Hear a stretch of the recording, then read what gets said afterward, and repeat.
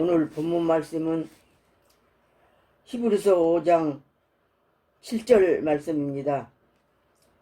그는 육체에 계실 때에 자기를 죽음에서 능히 구원하실 이에게 심한 통곡과 눈물로 간구와 소원을 올렸고 그의 경외하심을 인하여 들으심을 얻었느니라 하였습니다. 오늘 본문 말씀을 통해서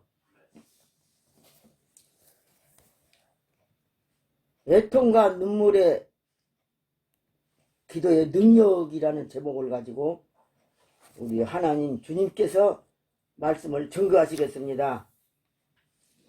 요한복음 15장 26절 말씀 보면은 진리의 성령이 오실 때는 그가 나를 증거하실 것이요 말씀하셨습니다. 그러므로 오늘 주님이 말씀을 증거하십니다. 그러므로 오늘 제목에 따라서 예수님의 기도를 배워야 됩니다. 예수님의 기도는 첫째, 눈물과 애통하는 기도를 드렸습니다. 그는 육체에 계실 때에 자기를 죽음에서 능히 구원하실 때에 심한 통곡과 눈물로 간구와 소원을 올렸고 그의 경외하심을 인하여 들으심을 얻었느니라 그랬습니다. 그러니까 눈물의 기도의 능력은 죽음을 이길 수 있는 능력이 나타난다고 하시는 말씀입니다. 그러면 여기 본문 말씀에서 예수님의 기도가 어떤 기도였었냐면은 그의 경외하심을 인하여 들으심을 얻었느니라 그랬습니다. 그러므로 경외하심이라는 말씀을 우리는 깨달아야 되겠는데 마태복음 14장 26절 말씀 보면은 예수님께서 겟세마네 동산에서 십자가 지시기 전에 십자가를 벗어나기 위해서 위한 유혹을 받았습니다. 그러나 예수님은 기도로 승리하셨습니다. 나의 원대로 마옵시고 아버지 원대로 되기를 원하나이다 하고 기도하셨습니다. 이 기도의 말씀의 내용은 하나님께서 그의 경외하심 때문에 십자가에서 벗어나고자 하는 유혹을 이기셨다는 겁니다. 그러므로 우리는 여기서 깨달을 것이 무엇이냐 그러면 우리가 하는 기도도 마찬가지입니다.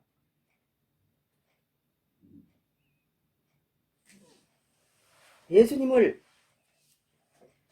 영적으로 만나면서 기도를 할 때 마귀의 유혹을 이길 수가 있다는 겁니다. 그래서 오늘날 많은 사람들이 기도할 때 마귀를 이기지 못하고 마귀를 기도를 하다가 중지하고 말 때가 많이 있습니다. 그런데 바로 애통하는 기도를 하나님이 들으십니다. 애통하는 기도는 자기 욕심에 끌려서 육신을 위해서 간구하는 눈물의 기도가 아니고 하나님의 뜻대로 되기를 원하시는 그 예수님의 눈물의 통곡은 기도를 우리는 배워야 됩니다. 그래서 많은 사람들이 날마다 일상생활에 피곤하고 지쳐도 애통하지를 못하고 애통하는 기도를 못하고 그러기 때문에 마귀의 조종을 받아가지고 어둠 속에 시달리면서 많은 사람들이 죽어가고 있는데 반드시 예수님처럼 애통하는 눈물의 기도가 있어야 그 성령님께서 그 예수님의 기도를 들으신 것 같이 우리도 하나님을 경외함으로써 두렵고 떨림으로써 하나님을 부르짖고 회개함으로써 기도할 때 우리 속에서 통곡이 일어납니다. 통곡하는 기도가 있어야만이 우리가 영적으로 주님을 인격적으로 만나게 됨으로써 그 시험에서 승리하게 됩니다. 그러므로 기도 위에는 시험을 이길 수가 없습니다. 예수님은 이제 겟세마네 동산에서 핏방울이 되도록 애쓰고 힘써 부르짖고 기도할 때에 그 경외하심을 인하여 들으심을 받으셨으므로 그 십자가를 지시고 피 흘리기까지 희생하고 복종하신 그 사실은 예수님이 먼저 하나님 앞에 하나님을 경외하심으로 기도를 드렸기 때문에 그 십자가를 이기셨습니다. 우리도 마찬가지입니다. 시험이 올 때에 예수님처럼 시험을 이기기 위해서는 애통하는 기도가 있어야 됩니다. 그럴 때에 이제 시험을 통과하고 난 다음에는 축복이 예비되어 있습니다. 신명기 8장 16절 말씀 보면은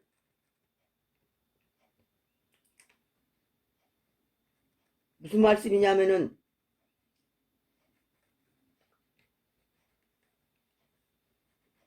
영들로 광야에서 만나를 먹이신 것은 이는 너희를 낮추시며 너를 시험하사 마침내 내게 복을 주려 하심이었느라 그랬습니다. 그러니까 우리들도 예수님처럼 그렇게 낮추고 시험을 이기시고 난 다음에는 마침내 축복을 주시기 위한 그 사실을 알고 시험을 이기는 것은 기도밖에 없다는 것을 알고 애통하는 기도를 하나님이 들으신다는 것을 알고 우리는 깨닫고 일상생활에 애통하는 기도를 드림으로써 이제 죽음을 이기셨습니다. 그래서 예수님이 죽음을 이기시고 부활하셔가지고 승리하셔서 오늘날 많은 사람들이 예수님을 믿음으로 구원을 받고 승리하게 된 것을 우리는 깨닫고 우리들도 애통하는 기도가 있어야 이 말세지마를 당하는 이때에 마귀를 이기고 죄악을 이기고 사망을 이기고 죽음에서 정말로 이길 수 있다는 사실을 믿고 우리는 감사해야 됩니다. 그러므로 예수님은 이제 시험에서 이기시고 난 다음에 연약함을 알게 됐습니다. 인생들의 연약함을 알게 됐습니다. 그래서 로마서 8장 2절에 보면은 이와 같이 성령도 우리 연약함을 도우시나니 우리가 빌 바를 알지 못하나 말할 수 없는 탄식으로 우리를 위하여 친히 간구하시느니라 그랬습니다. 눈물의 기도가 이렇게 큰 능력이 나타나는 것입니다. 죽음을 이길 수 있는 능력이 애통하는 기도라는 것을 알고 깨닫고 우리는 하나님 앞에 감사하고 이런 기도를 배우면서 기도를 해야 된다는 것을 알고 감사해야 됩니다. 두 번째, 눈물의 기도는 생명을 연장시키고 전쟁도 승리하게 하십니다. 히스기야가 병들어 죽게 되었을 때에 그가 심히 통곡하니 이에 여호와께서 말씀하시기를 내가 내 기도를 들었고 내 눈물을 보았노라. 내가 내 수안에 15년을 더하고 너와 이 성을 아수르 왕의 손에서 건져내겠고 내가 또 이 성을 보호하리라. 이사야 38장 58절의 말씀이 있습니다. 그러므로 이사야 37장 25절에 보면은 여호와의 사자가 아수르 군대 18만 5천 명을 죽이고 승리하셨습니다. 이와 같이 눈물의 기도는 생명을 연장시킬 수 있는 능력이 나타난다는 것입니다. 그 다음에 세 번째, 눈물의 기도는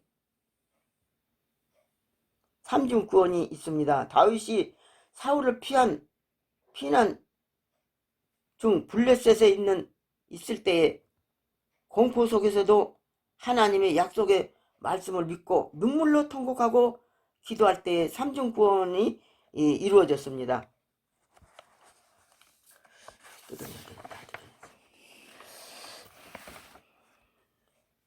죽음에서 구원을 삼중 중생, 주께서 내 생명을 사망에서 건지셨고 죄악에서 구원하셨고 하나님의 빛에 다니게 하셨습니다. 눈물의 기도는 이와 같이 삼중 구원이 이루어진다는 사실입니다. 그래서 육은 죽어도 영혼은 죽이지 못하는 자들을 두려워하지 말고 영과 육을 지옥에 멸하는 자를 두려워하라. 마태복음 10장 28절 말씀이 있습니다. 그래서 눈물을 주의 병에 담으소서 하고 하나님께 다윗은 그 고난 가운데서 그렇게 부르짖어 애통하면서 부르짖고 기도함으로써 구원 얻었습니다. 사울한테 쫓겨다니면서 이렇게 부르짖었습니다. 그래서 다윗이 감사한 내용은 슬픔과 고통 속에서도 하나님께 과거와 현재와 미래가 다 하나님의 섭리와 우리가 하나님의 손에 달렸다는 것을 깨닫고 감사했습니다. 과거에 자신을 구원하신 하나님이 현재에도 미래에도 자신을 구원하실 수 있는 확신을 가졌다는 겁니다.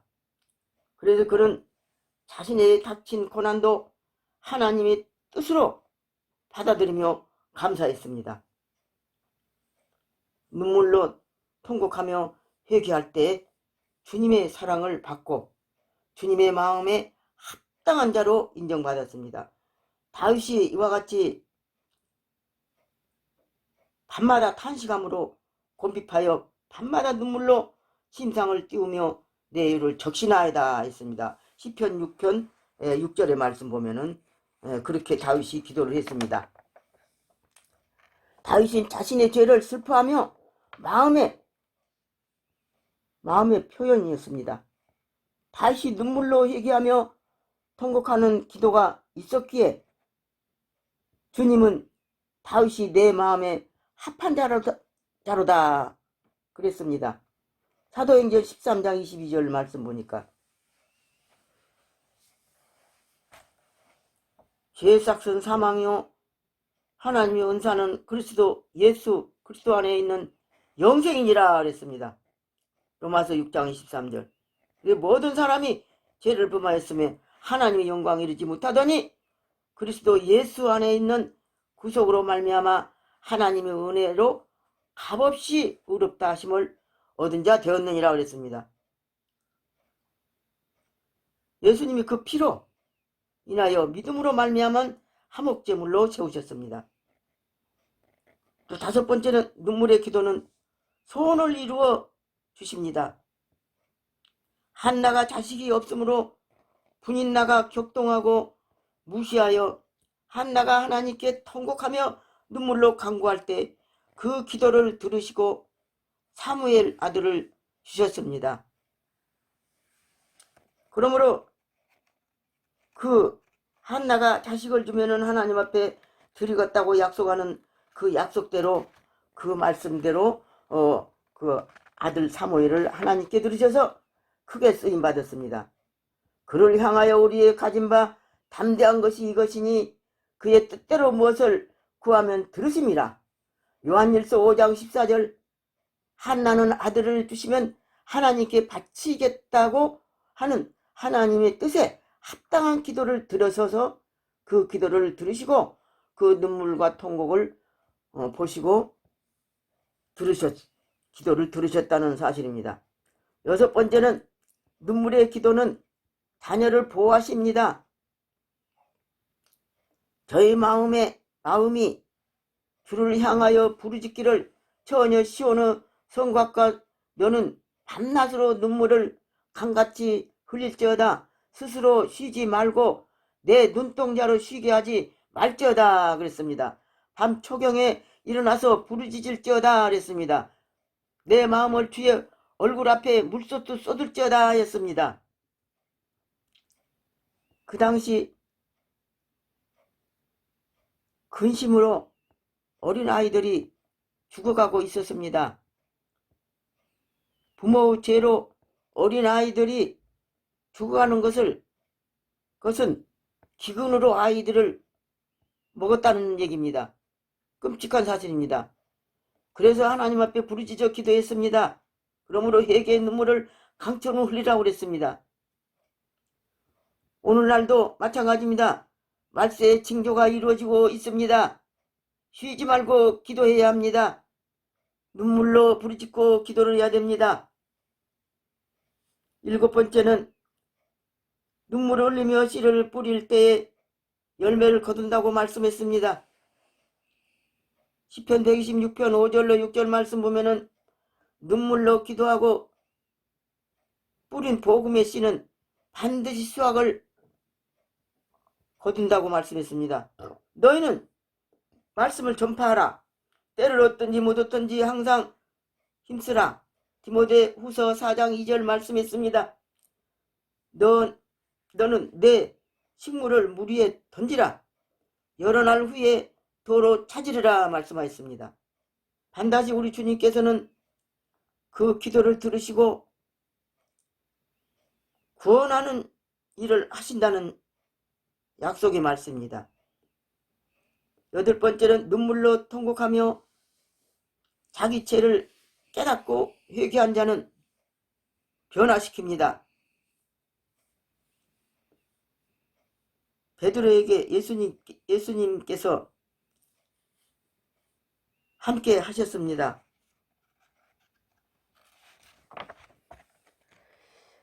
예수께서 다 울기 전에 내가 3번 나를 부인하리라 하심이 생각나서 밖에 나가서 심히 통곡하니라. 마태복음 26장 69절로 말씀 보면은 주님의 말씀이 생각나서 그 말씀으로 사람의 심령을 찔러서 회개시키며 성령께서 사람을 변화시키신다는 것을 볼 수 있습니다. 눈물로 통곡하고 하게 될 때 주님의 말씀이 생각나면서 눈물이 터져 나오게 됩니다. 이럴 때에 놀라운 역사가 일어나고 사람이 변화되는 겁니다. 베드로가 통곡하고 부르짖고 기도하는 순간에 하나님 말씀이 생각나가지고서 더 애통을 하고 부르짖었다는 사실입니다. 우리들도 날마다 기도할 때 이런 역사가 일어나야 됩니다. 하나님 말씀이 생각나서 그 말씀 붙들고 기도를 하면은 놀랍게 내 마음에 어둠의 세력이 물러가고 인격적으로 주님을 만나게 되는 것입니다. 그때 옛사람이 죽어지고 새 사람으로 변화되는 것을 느끼고 체험하게 되는 겁니다. 그래서 눈물을 보시고 또 해당장의 딸이 죽었을 때 모든 사람이 아이를 위하여서 울며 통곡하며 예수님께서 이르시되 울지 말라 죽은 것이 아니라 잔다 하시니 저희가 죽은 것을 아는 고로 비웃더라 그랬습니다. 예수님께서 아이 손을 잡아 불러 일어나라 하시니 그 영이 돌아와 아이가 나거늘 예수께서 먹을 것을 주라 명하시되 그 부모가 논란이라 그랬습니다. 누가복음 8장 52절에 그렇게 말씀 있습니다. 나인성 과부의 아들이 죽어서 통고가 울 때에 우리 예수님께서 그 눈물을 보시고 그 아이를 다시 살리셨다는 얘기입니다. 그러므로 우리는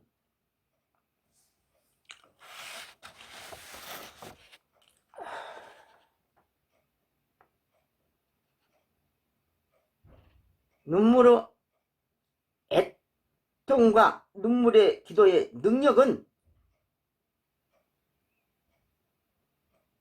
죽음을 이길 수 있고 생명을 연장시킬 수 있고 죽음에서 구원하실 수 있고 또 완악한 심령을 변화시킬 수 있고 또 소원을 이루실 수 있고 또 자녀를 보호하실 수 있으며 눈물로 씨를 뿌리면서 복음을 전할 때 반드시 기쁨으로 그 영혼들을 구원시키는 놀라운 기적의 역사가 일어나게 되는 겁니다. 그리고 영혼을 살리는 일을 하시는데 바로 애통하고 눈물로 통곡하며 부르짖고 기도할 때 자신의 영도 살아나고 다른 사람 영도 살리는 일이 반드시 일어납니다. 그렇기 때문에 우리는 마지막으로 야고보서 4장 8절의 말씀 보니까 두 마음을 품은 자들아 마음을 성결케 하라 슬퍼하며 애통하며 울지어다 이렇게 말씀하셨습니다. 그러므로 오늘 주님께서 주시는 말씀을 귀담아 듣고 날마다 이 시대를 바라보면서 나라를 보면서 자신을 바라보면서 영혼들 죽어가는 것을 바라보면서 통곡하고 부르짖고 기도함으로써 하나님 앞에 인정받는 사람들이 되어서 영원한 영생의 축복을 누리시기를 예수님의 이름으로 축원하옵나이다.